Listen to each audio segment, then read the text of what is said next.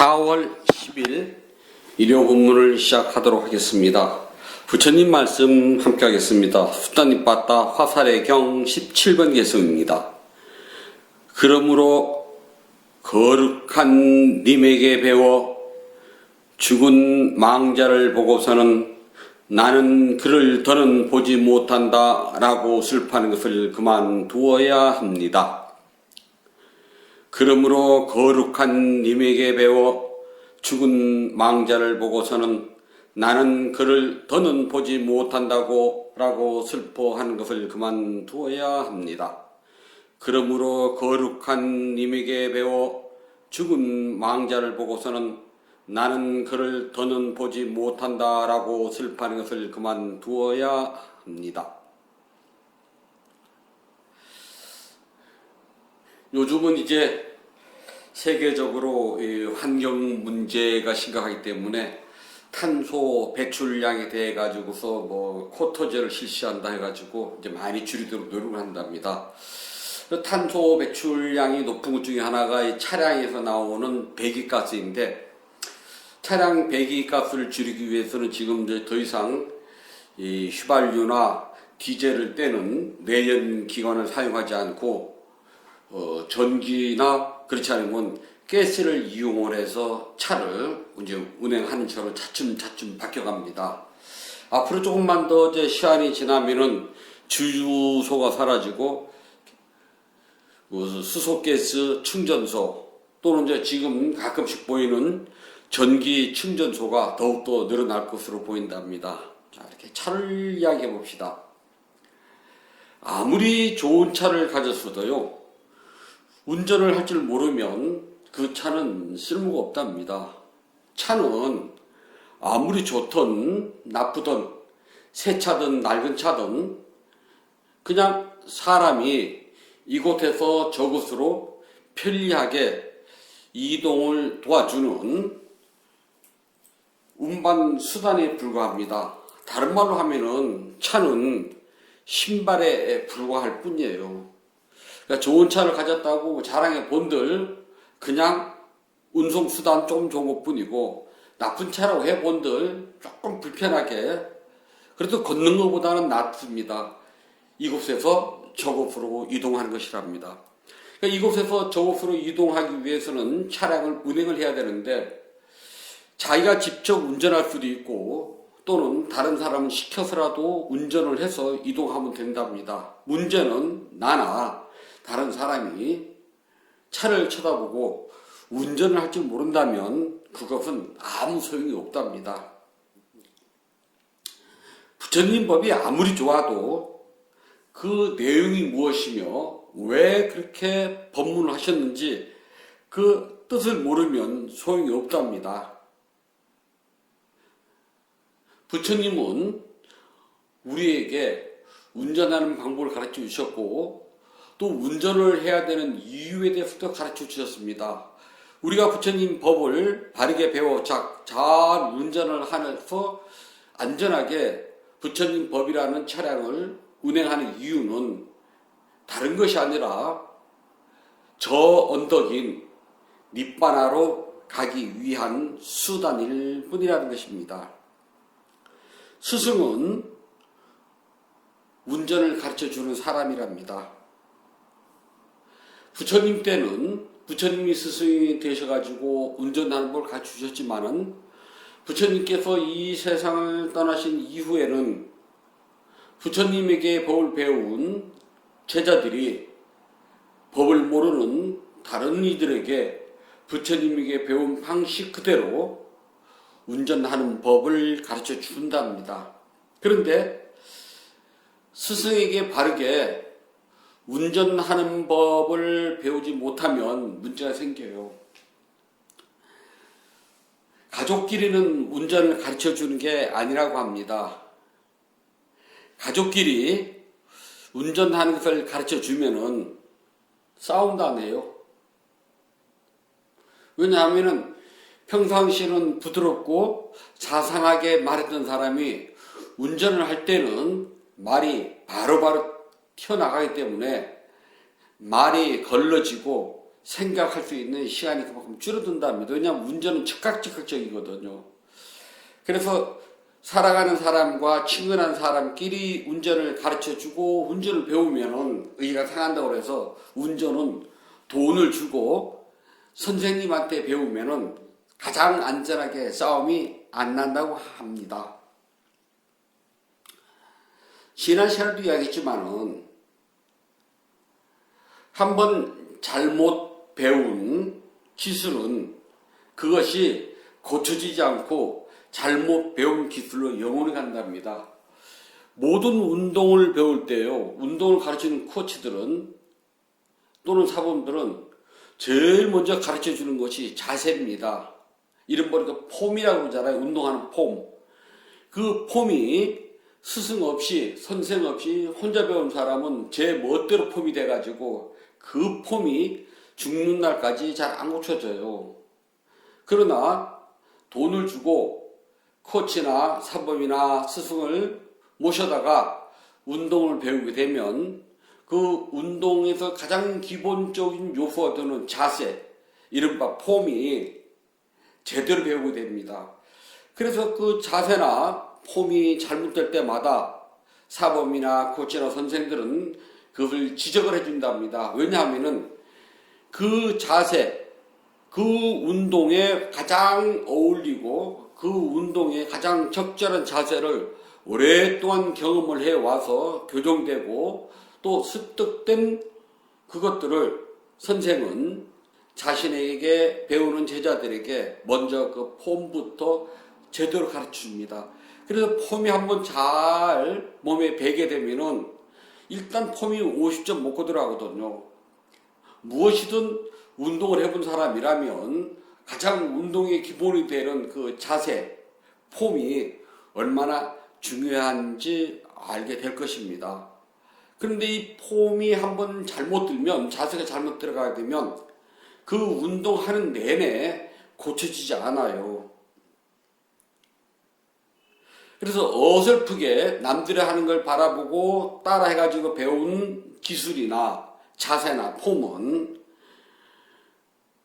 잘못된 습관이고 잘못된 모방이었기 때문에 끊임없이 문제가 발생하지만 어디에서 무엇이 어떻게 잘못됐는지를 모르기 때문에 고치지 못한답니다.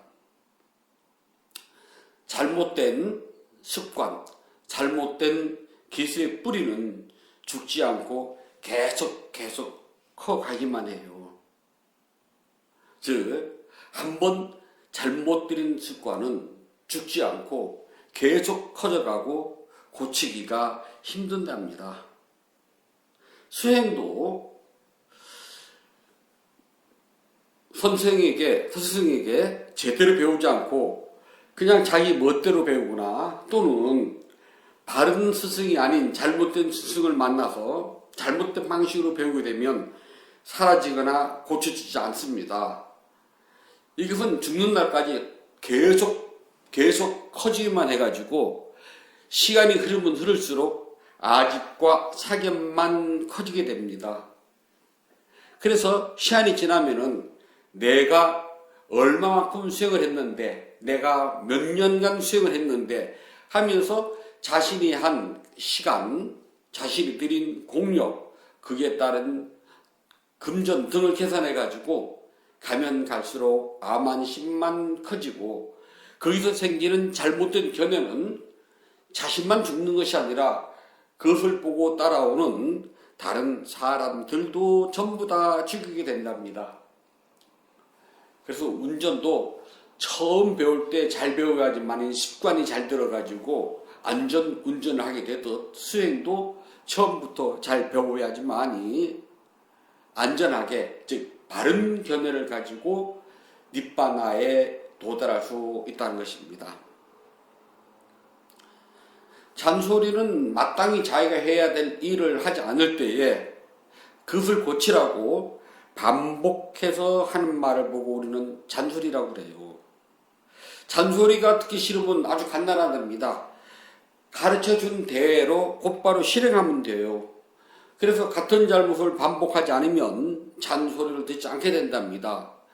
잔소리라고 여기는 순간 자신을 돌아봐야 된답니다. 나는 저 사람이 요구한 대로 고쳤는가라고요. 그래서 잔소리를 하면은 잔소리를 하는 사람이 잘못이 아니라 잔소리를 듣는 사람이 잘못이랍니다. 왜냐하면은 반복적으로 이야기를 했건만 그것을 자세히 듣고 기억을 하고 실천하지 않았다는 겁니다. 잔소리하는 사람이 야속한 것이 아니라 고치지 않는 자신의 게으름을 먼저 뉘우쳐야 된답니다. 잔소리를 듣지 않으려면 세상에서 가장 하기 어렵고 또 만들기 어려운 것을 만들면 돼요. 그게 뭐냐 하면은 반복해서 하는 것, 즉 습관하라고 그런답니다. 처음에 한 번은 되고 두 번은 되지만 안 하면 소용없거든요. 그것이 습관화가 돼가지고 언제 어디서든지 꾸준하게 연결이 되어야 된답니다. 무엇이든지 처음에 하기는 힘들어요. 처음에는 어렵지만 그것이 습관화가 되면은 하기도 쉬워지고 굳이 하려고 애를 쓰지 않아도 몸이 기억을 하고 마음 속에서 그것을 늘 챙기고 있기 때문에 그냥 저절로 하게 된답니다. 그걸 습관이라고 그래요. 몸이 기억해서 하는 것. 좋은 쪽으로 습관이 들면은 당연히 잔소리를 듣지 않게 된답니다. 우리가 습관 그러면은 나쁜 습관도 있어요. 예를 들어서 훔치는 걸 좋아하는 사람 보고 도벽이라고 그러잖아요. 훔치는 습관. 거짓말도 자주 하게 되면은 거짓말하는 습관이 듭니다. 우리가 허언증이라고 그러대요. 요즘은요. 그런 것 말고 바르고 정당한 것을 말한답니다. 좋은 쪽으로 습관이 들게 되면은 굳이 잔소리를 듣지 않습니다. 반대로 나쁜 쪽으로도 습관이 들어요. 당연히 잔소리를 듣죠. 세상의 모든 부모님들은 자기 자녀들에게 좋은 쪽으로 습관이 되는 게 바란답니다. 그래서 부모님이 하는 잔소리들은 거의가 좋은 쪽으로 습관을 들게 하는 잔소리지 나쁜 쪽으로 가도록 하는 잔소리는 없답니다. 그런데도 우리는 잔소리가 참 듣기 싫어요. 좋든 나쁘든. 나이가 먹으면 먹을수록 잔소리는 더더욱 싫답니다. 반대로 생각하면 그 나이가 먹도록 좋은 쪽으로 습관 들이지 못한 자신의 허물을 먼저 돌이켜 보아야 할 텐데 자신의 잘못된 습관에 대해서는 되돌아보지 않고 그것을 지적하는 사람의 잔소리만 싫어라 하는 것이 우리 중생들의 습관이랍니다. 그것도 습관이에요. 부처님께서는 생명 가진 존재인 우리 중생들에게 두 가지 습관을 들이라고 늘 말씀하셨답니다. 그것은 공덕행과 수행이에요. 공덕행을 짓고 수행을 하는 것도 습관 들이지 않으면 못한답니다. 이 두 가지는 다른 것과 달리 정말 습관 들이기 어렵고 힘든 것이랍니다. 공덕행을 쉼없이 지을 줄 알고 수행을 틈틈이 끊임없이 이어서 할 줄 아는 습관 정말 들이기 어렵답니다. 왜냐하면 세상살이는 수행을 하기보다는 놀고 먹고 즐기기가 더욱더 쉽고요. 그 습관 들이기가 정말 쉽답니다. 공덕행을 짓기보다는 나 자신을 위해서 나의 욕망과 나의 쾌락에 따라가 주는 것이 더 쉬워요. 우리는 공덕행을 짓고 수행을 하는 것보다는 놀고 먹고 즐기고 욕망을 따라가는 쾌락에 빠지는 일에 더 습관화가 많이 되어 있답니다. 그 결과 우리는 오랜 세월 윤회의 굴레에서 벗어나지 못하게 되는 것이랍니다. 보시공덕행과 수행이 습관화되면은 이것보다 좋은 게 없는데 참 어렵네요. 보시공덕행과 수행은 불자들에게 습관이 되어야 합니다. 이렇게 보시공덕행과 수행의 습관이 있는 불자들을 보고 부처님께서는 현명하다고 말씀하셨어요. 디라. 아주 영리하고 사물의 이치에 밝아서 유혹이나 쾌락, 여기서 말하는 유혹은 욕망의 유혹을 말한답니다. 거기에 끌려가지 않아요. 그것을 밝게 비춰낼 줄 알았답니다. 디라. 감각적 욕망과 쾌락은 어둠이라고 그러고 하기 힘든 수행은 밝음이라고 그런답니다. 보시공덕행과 수행의 습관이 된 불자는 일단 현명해요. 현명하다고 말하는 이유는 부처님께서 조건으로 형성된 세상의 모든 형태는 로카, 세상이랍니다. 파리야야, 모양 지어진 것, 세상에 모양 지어진 것, 즉 조건으로 형성된 모든 것들은 모양이 지어졌다 그래요. 그것들은 발생하고 소멸하는 것을 안다는 겁니다. 우리가 숨을 들이쉴 때 숨을 들이쉬면 배가 앞으로 봉건 나옵니다. 모양이 나옵니다. 즉 앞으로 나옴이 돼요. 숨을 내쉬면 부풀어 올랐던 배가 다시 제자리로 쑥 꺼집니다. 즉 모양이 부풀어 오른 모양이 사라지게 되는 것입니다. 이처럼 조건으로 형성된 것들은 우리가 생각을 하든 안 하든 관계없이 나름대로의 형상을 모두 가지고 있습니다. 형상을 가지고 있는 모든 것들은 반드시 발생했다면 소멸하게 됩니다. 발생한 것이 소멸한 줄 모르면은 어둠에 빠져서 번뇌의 망상의 길에서 헤매다가 윤회에서 벗어날 기약이 없게 됩니다. 그러나 조건으로 형성된 모든 것들은 그것이 무엇이든 사랑, 권력, 명예, 재물 뭐 등등 그 모든 것들은 반드시 사라집니다. 부모와 자식도 조건으로 형성되었습니다. 이 세상에 태어났습니다. 발생이 됐다면 반드시 둘 중에 하나는 먼저 이 세상을 떠나갑니다. 소멸됩니다. 그뿐만 아니라 이 세상에 만들어진 모든 것들은 시간의 흐름을 따라서 발생과 소멸이 멈추지 않게 됩니다. 현명한 불자들은 조건으로 형성된 것이 생겨났다면 그것이 필연적으로 사라진다는 것을 먼저 기억해야 합니다. 그렇기 때문에 현명한 불자는 조건으로 형성된 것들은 반드시 사라진다고 압니다. 형성된 모든 것들은 반드시 사라진다는 것을 알게 되면은 부처님께서 말씀하신 네 가지 고귀한 가르침인 사성제를 바르게 안다는 것과 같은 말입니다.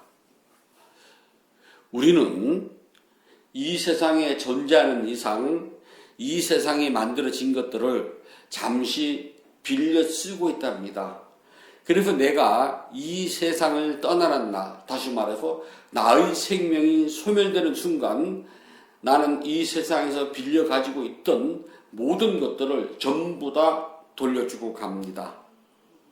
집, 차, 옷, 보석, 돈, 여행통장, 사랑, 자식, 부모, 그것이 무엇이든 이 사바세계에서 조건으로 형성되었기 때문에 조건으로 형성된 것은 내가 이 세상에서 마지막 숨을 거둘 때는 전부 다 제자리에다 놓고 가게 되어 있답니다.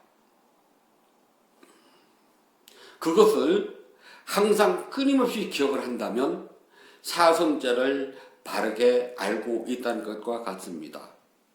네 가지 고귀한 진리, 지난 시간에도 말씀드렸잖아요.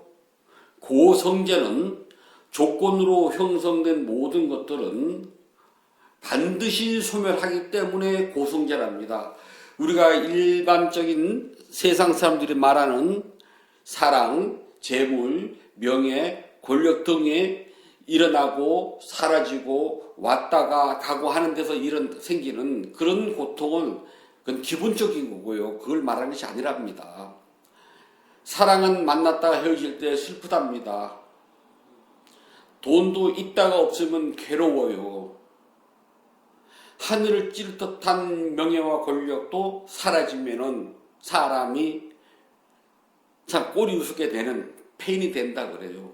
그런 것이 아니라 조건으로 형성된 모든 것들은 반드시 사라지기 때문에 우리는 이것을 괴로움의 성스러운 진리라고 한답니다.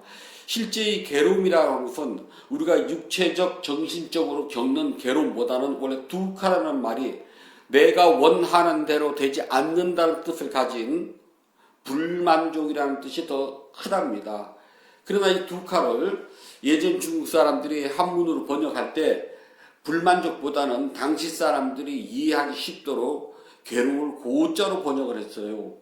그래서 우리는 두카를 괴롭다고만 알고 있는데 괴롭다기보다는 내가 원하는 대로 이루어지지 않기 때문에 불만족스럽습니다. 또 내가 이루어진 것들이 영원하기를 바라지만 영원하지 않고 끊임없이 사라지기 때문에 괴롭다는 뜻을 가지고 있답니다.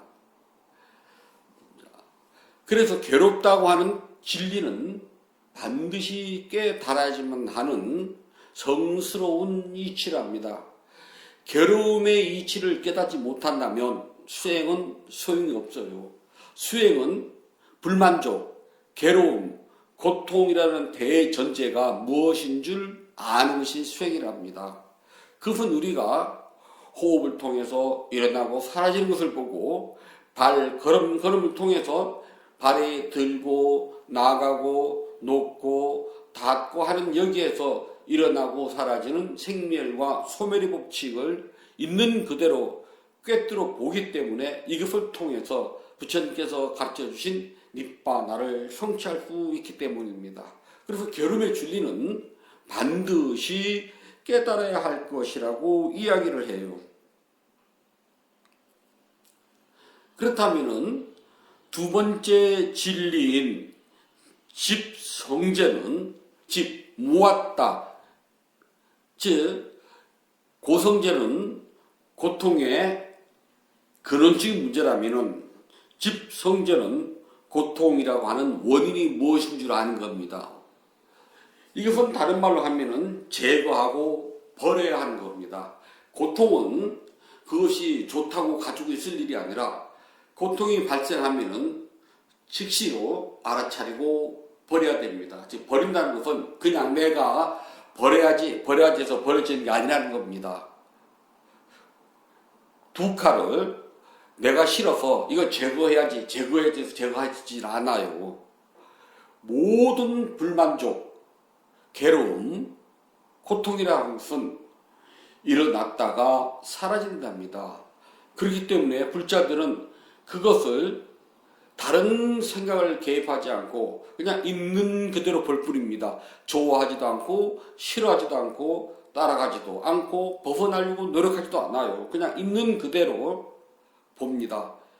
그래서 우리가 가장 쉽게 볼 수 있는 것은 만약에 수행 도중에 다리에 통증이 생겼다면 그 통증을 벗어나기 위해서 다리를 뻗거나 몸을 움직이는 것이 아니라 그냥 있는 그대로 아픔을 관찰할 뿐이랍니다. 그러면 그 통증은 조건에 의해서 발생했기 때문에 조건이 다하면 내가 가지 말래도 가요. 이렇게 고통은 알아차리면은 사라지는 것을 알기 때문에 이것을 우리가 집성제라고 그런답니다. 제거하고 버린다는 뜻을 가지고 있어요.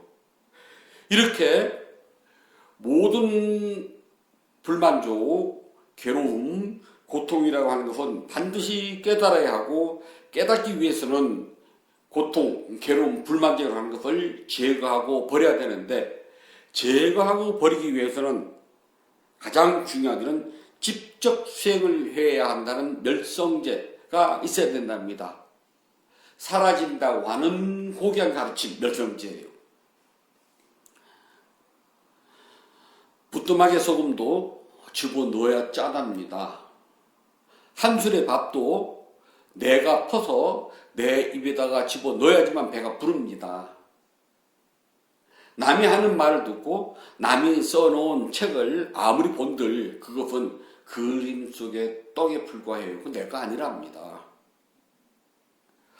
돈을 가지고 집은 살 수 있지만 행복한 가정은 못 사요. 돈을 가지고 아름다운 남자나 멋있는 여자와 결혼할 수 있어도 그 남자와 여자에게 사랑은 하지 못한답니다. 돈을 가지고 비싸고 좋은 시계를 살 수 있지만 시간 못 사요. 불자들이 덕 높으신 큰 스님들을 칭견하고 법문을 들을 수는 있지만 깨달음은 사지 못한답니다. 니빠나의 정덕, 깨달음은 내 몸과 마음으로 직접 닦아야지만이 닦은 것만큼 나간답니다. 여기에는 반드시 다르게라는 말이 포함되어야 된다는 것은 잊으시면 안 된답니다. 불자들이 넉넉하고 풍부한 공양을 올릴 수는 있지만 수행과 깨달음은요, 그것까지 성취가 안 돼요. 그러한 것들은 내가 수행을 하는데 도움을 주긴 합니다만 직접적인 깨달음과는 관계가 없어요. 깨달음은 내 몸과 마음을 가지고 내가 직접 해야 됩니다. 그래서 멸성제는 본인 스스로가 경험해야 한다라는 뜻을 가지고 있어요. 본인 스스로가 직접 수행을 해서 경험하지 않으면 수행이 무엇인 줄 모르고 본인 스스로가 직접 삼보에게 공양하지 않으면 공양이 주는, 공양에서 오는 행복은 모른답니다. 그러니까 무엇을 하든 본인이 직접 경험하는 것이 부처님 가르침에서는 아주 중요시 여긴답니다. 자, 깨달아야 할 것이 무엇인 줄 알았고 그것을 버리고 제거하는 것이야만 된다고 알았다면 직접 수행을 통해서 제거하고 버려야 되고 수행을 통해서 깨달음을 얻게 된답니다. 그렇게 되면은 수행을 쉬지 않고 계속 하게 되면은 누구라도 수행을 통해서 점차 자신의 수행이 발전하고 증장하게 된답니다. 이것을 우리가 도성제, 도로 들어가는 고귀한 이치, 진리라고 그래요. 수행은 앞으로 전진만 있지 후퇴는 없답니다. 예를 들어서 지난 시간 수행을 하면서 아주 신기하고 재미있고 환희심이 나는 현상을 체험을 했다고 칩시다.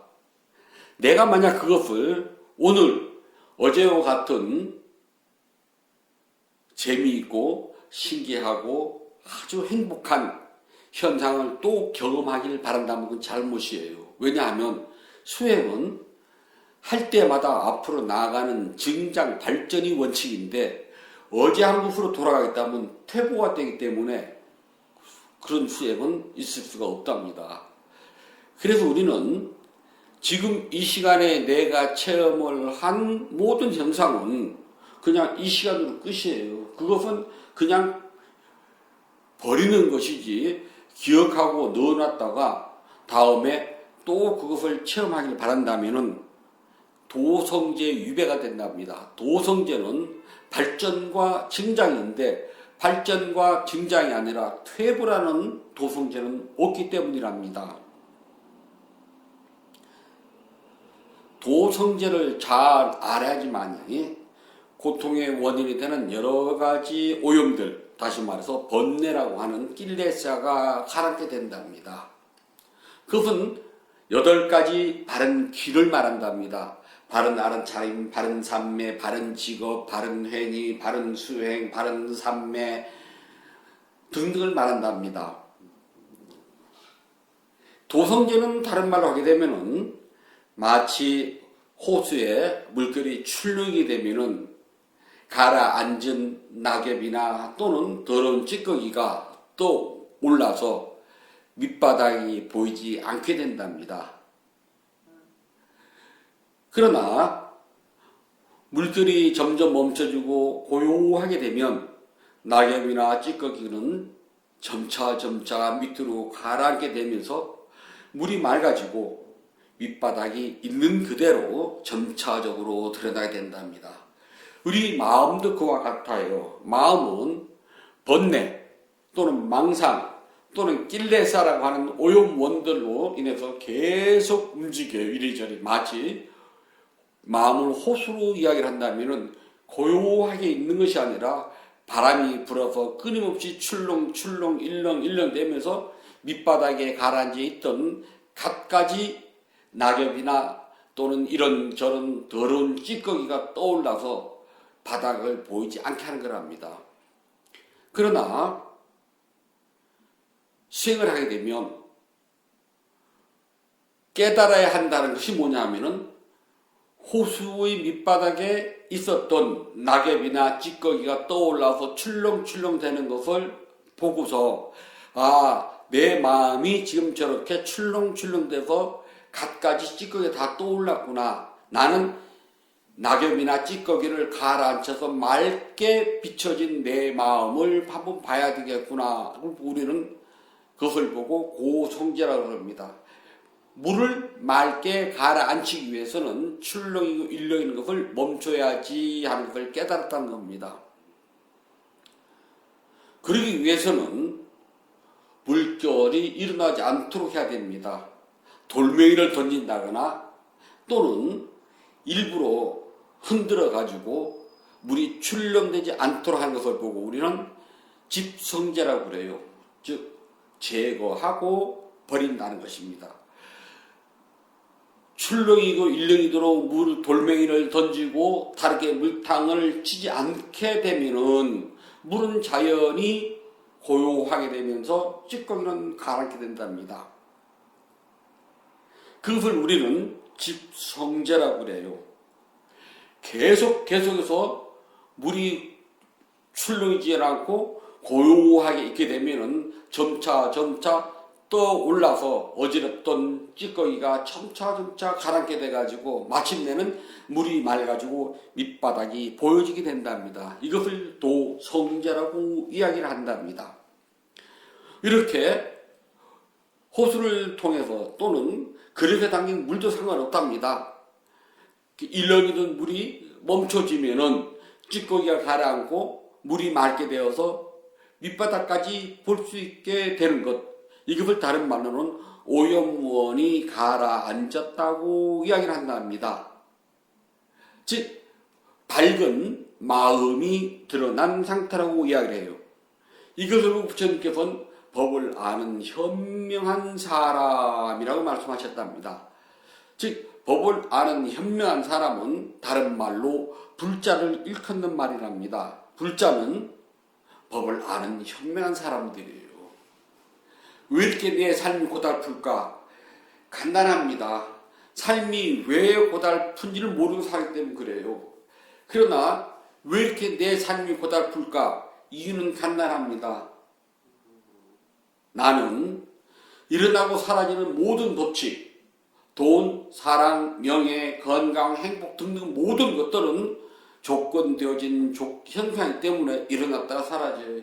이 세상 사람들이 1년 365일 죽는 날까지 계속 불행하지는 않아요. 어느 한순간은 웃음도 있고 어느 한순간은 기쁨도 있답니다. 또 가지게 너무 많아서 24시간 365일 늘 행복한 사람도 순간순간 괴로움이 찾아와요. 그건 우리 인간 사회에서는 누구도 피하지 못하는 것이랍니다. 그렇게 조건 지어진 모든 현상들은 발생하고 소멸한다는 것을 알게 되면은 아휴, 내가 사는 건 왜 이렇게 힘들어? 내가 사는 삶이 왜 이렇게 괴로워? 이렇게 폭폭해? 라고 한탄할 필요가 없다는 겁니다. 그런 줄 알았으면, 그렇다면은 내 삶이 괴롭고 힘든, 짜증나는 것을 나는 버리고 제거해야 된답니다. 버리고 제거하기 위해서는 직접 수행을 닦아야 돼요. 그래야지만이 일어나고 사라지는 모든 법을 있는 그대로 볼 줄 알게 된답니다. 일어나고 사라지는 모든 법의 현상을 있는 그대로 보게 되면은 처음은 약하게 보이지만은 시간이 흐를수록 점점 많이 더 크게 분명하고 정확하게 보인답니다. 이것을 우리는 증장하고 발전한다고 그래요. 증장과 발전의 끝은 니바나라고 한답니다. 발생하고 소멸하는 법, 일어나고 사라지는 법의 현상을 있는 그대로 볼 줄 아는 어질고 현명하고 지혜로운 불자는 선업공독이라고 하는 보시 등으로 스스로가 선업공독을 짓는 것을 잘 알게 됩니다. 왜냐하면 선업공독이 있어야지만이 수행을 하는데 장애가 적어요. 또 이 세상을 살아가는데 내가 보시공독형이라는 선업이 쌓아져야지만이 나의 삶이 조금이라도 더 행복한 길로 들어가게 된답니다. 그래서 수행을 닦고 선업공독을 하는 이 모든 공독행을 우리는 구나라고 그래요. 구나는 자신이 진 공독행은 그냥 자신의 것이기 때문에 굳이 일부러 남에게 드러내고 공치사를 하지 않아도 된답니다. 어질고 현명하며 지혜로운 불자들은 자신이 지은 공덕을 일부러 드러내질 않아요. 그걸 일부러 자랑하지도 않고요. 왜냐하면은 내가 지은 나의 공덕행을 남들에게 일부러 자랑하지 않아도 그 공덕행들은 나의 삶과 나의 수행에서 점차 드러나게 되어 있답니다. 그것은 공덕행과 수행은 누구도 빼앗아가지 못하고 잃어버리지도 않고 사라지지도 않습니다. 그렇기 때문에 일부러 드러낼 필요가 없다는 것입니다. 자신이 지은 공덕행과 수행은 먼저 자신이 좋아서 미소 지으면 돼요. 근데 여기서 보면은 좋아서 미소를 짓는다. 시땀 빠뚜바 띠까쉬. 그냥 내가 지은 선업공덕을 내가 혼자 생각했더니 너무 좋아요. 그래서 남한테 굳이 자랑할 필요도 없이 내 스스로 얼굴에 미소만 짓게 된다면 시땀. 그냥 미소만 짓게 되면은 그것으로 충분하답니다. 보시 공덕행은 하기 전에 보시를 해야 되겠다고 마음을 먹게 돼서 기쁘고, 공덕행을 하면서 그 하는 과정이 기쁘고, 하고 나서 또 생각해도 기뻐야 됩니다. 그래서 이 기쁨은 모두 3번에 걸쳐서 일어나요. 하기 전, 하면서, 하고 나서. 그래서 이 3가지 기쁨이 늘 내 마음속에 있기 때문에 나는 남들에게 자랑하지 않고 내 얼굴에 그것을 생각하면서 기뻐 미소 짓는 것으로 끝내면 됩니다. 보시 공덕행을 할 때는 부담 간다는 소리는 하지 않으면 됩니다. 할 수 없으면 안 하면 돼요. 그냥 부담 간다는 소리 하지 말고요. 그리고 언제든지 내 능력과 형편이 닿는다면은 그때마다 흔연히 하게 된답니다. 그리고 어디 가서 자랑할 일도 없고 내 스스로 그것을 생각하고 미소 지으면 그걸로 끝이에요. 자신이 애써 지은 공덕행과 수행은 자신이 먼저 좋아서 한 것이기 때문에 공덕행과 수행을 하기 전에 좋아서 미소 짓고, 하는 도중 환심이 일어나서 좋아서 미소 짓고, 하고 난 다음에 언제든지 생각해도 자신의 공덕행과 수행이 너무나 대견해가지고 그냥 스스로 미소를 지으면 돼요. 물론 스님들이나 또는 다른 도반들이 이러이러한 일에 공덕행을 지을 일이 있으니 동참합시다라고 권할 수는 있어요. 그걸 우리가 권선이라고 그래요. 착한 일을 하도록 권한다. 물론 거기에서 내 마음이 따라가면은 함께 하면 더욱 좋답니다. 만약에 나는 이런저런 사정이 있어서 그런 공덕행을 짓는데 동참하지 못했다면은 따라 함께 기뻐하면 됩니다. 아이고 지가 뭐라고 얼마나 잘났다. 그러니까 넌 가진 게 많으니까 뭐 그렇게 하겠지라고 소리를 하지 마시고요. 그냥 따라 함께 기뻐하세요. 누가 아무개가 이러이러한 공덕행을 지었대 하면은 그냥 사두 하면 돼요. 참 잘했다. 그렇게 말하면은 나도 그와 같은 공덕을 지은 것과 똑같답니다. 세상 누구라도 선한 일을 하고 선업 공덕인 보시 공덕행을 지었다면은 그 순간 나는 동참하지는 못했지만은 따라 함께 기뻐하세요. 그 한문으로는 수희찬탄이라고 그래요. 따라 함께 기뻐하다. 따라 함께 기뻐할 줄 아는 수희찬탄을 가졌다면은 반드시 그것을 입 바깥으로 내세요. 마음속으로만 담아놓지 말고 어떻게 사두라고요. 또는 다른 말도 있잖아요. 참 잘하셨습니다. 좋습니다. 그런 일이 있으면 다음에 저도 함께 동참할 수 있도록 권해주세요 라고요. 사두 속에는 그냥 간단하게 참 좋습니다 라는 뜻인데 그 속에는 참 당신 잘하셨습니다. 나는 이번에 못했지만은 다음에 나도 하기를 원한답니다.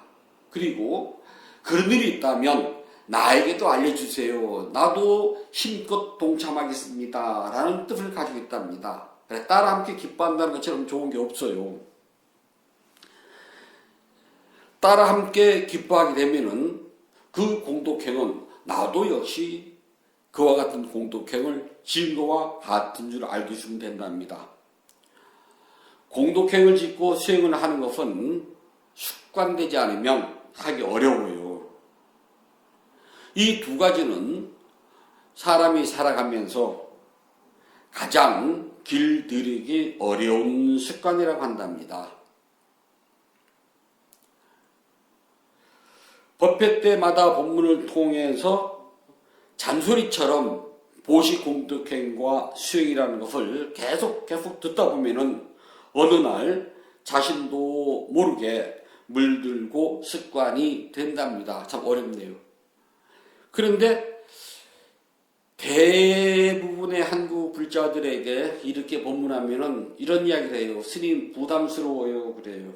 왜 부담스러워요라고 물으면은 그렇게 법회 때마다 매냥 보시하세요, 수행하세요 그러면은 부담스럽게 어떻게 절에 옵니까? 그래요.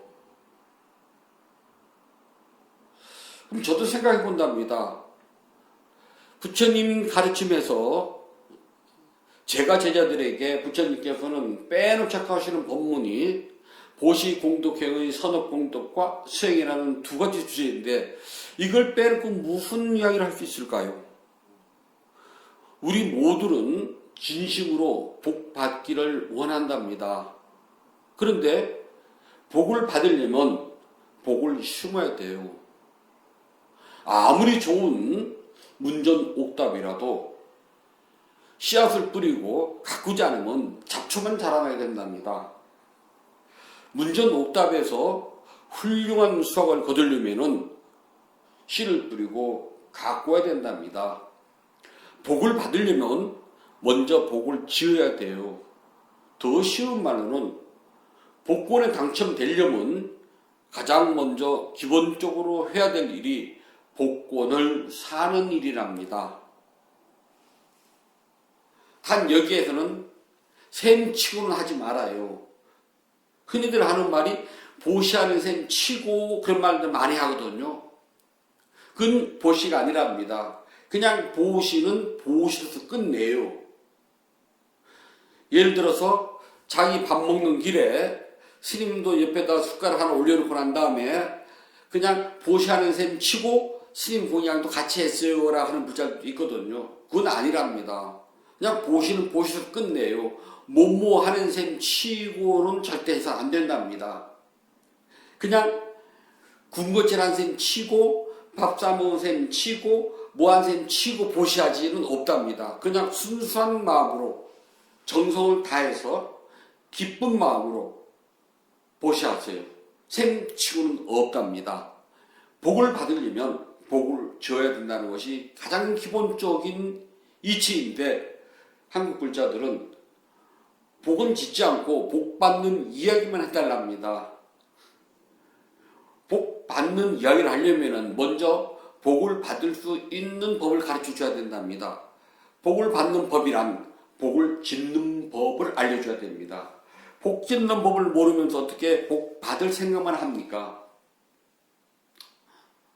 우물을 파야지만 시원한 물이 나와요. 그늘을 찾아 들어가야지만 시원하지. 땡볕 한가운데 서 있으면서 시원한 법을 알려주세요. 그러면 어떻게 알려주겠습니까? 그러면 알려준답니다. 그럼 그늘로 가세요. 그러거든요. 근데 그늘로 가지도 않으면서 자꾸 땡볕 한가운데 서가지고 시원한 것 좀 알려주세요. 어떻게 시원해요? 하면 어떻게 할까요? 땡볕 한가운데서 시원함을 얻으려면 그늘로 피해야 됩니다. 그래서 스님들은 땡볕이라고 하는 사바세계에서 그늘이라고 하는 복 받는 법을 알려준답니다. 그러면 실천에 옮기면 된답니다. 보시공덕행과 수행은 중생들이 습관 들이기 가장 어려운 것입니다. 하지만 어렵고 힘들어도 조금씩 수행을 하고 조금씩 보시공덕행을 하다 보면은 어느 날 습관이 되어서 보시공덕행과 수행을 하고 난 다음에 미소 짓는 자신을 보게 된답니다. 보시공덕행과 수행은 누구에게도 비난 듣지 않습니다. 그 일은 잘했다는 소리를 듣지 잘못했다라고 하는 비난은 없답니다. 왜냐하면 보시공덕행과 수행은 세상에 욕심 많은 중생들이 제일 하기 어려운 것이기 때문이고 또 그것은 어떻게 하든 올바른 길로 자신을 안내하고 행복과 이익을 이끌어주는 길이기 때문입니다. 보시공덕행과 수행은 생명 가진 모든 존재들에게 이익과 행복을 나눠주는 아주 중요한 요소가 된답니다. 자, 좋은 차를 샀습니다. 운전도 아주 능숙하게 잘 한답니다. 그 차를 세워놓으면 아무 소용이 없어요. 그 차를 잘 운전하면서 필요한 사람들에게 태워줄 줄도 안다면 더 큰 이익과 행복이 있답니다. 수행과 보시공덕행은 제일 먼저 나를 기쁘고 행복하게 한답니다. 그리고 그 이익으로 말미암아 나의 얼굴에는 항상 미소가 끊이지 않게 된답니다. 성황내는 그 얼굴과 미소 짓는 그 얼굴을 가지고 힘든 사바세계 행복과 이익을 누리도록 할 수 있도록 합시다. 들이기 어려운 습관 불자들은 들여야 됩니다. 이것을 습관 들이면은 머지않아 금생에 반드시 부처님의 가르침인 니빠나를 성취하게 된답니다. 꼭 니빠나를 성취하셔서 윤회의 세계에서부터 완전히 벗어나시기 바랍니다. 부처님께서 말씀해 주셨습니다. 수단니빠따 화살의경 18번 개성입니다. 보금자리에 불난 것을 물로 꺼버리듯 단호하고 지혜롭고 잘 닦인 현명한 사람이라면 바람이 소음을 날리듯 생겨난 슬픔을 날려버려야 합니다. 보금자리에 불난 것을 물로 꺼버리듯 단호하고 지혜롭고 잘 닦인 현명한 사람이라면 바람이 소음을 날리듯 생겨난 슬픔을 날려버려야 합니다. 보금자리에 불난 것을 물로 꺼버리듯 단호하고 지혜롭고 잘 닦인 현명한 사람이라면 바람이 소음을 날리듯 생겨난 슬픔을 날려버려야 합니다. 4월 10일 일요 본문을 마치도록 하겠습니다.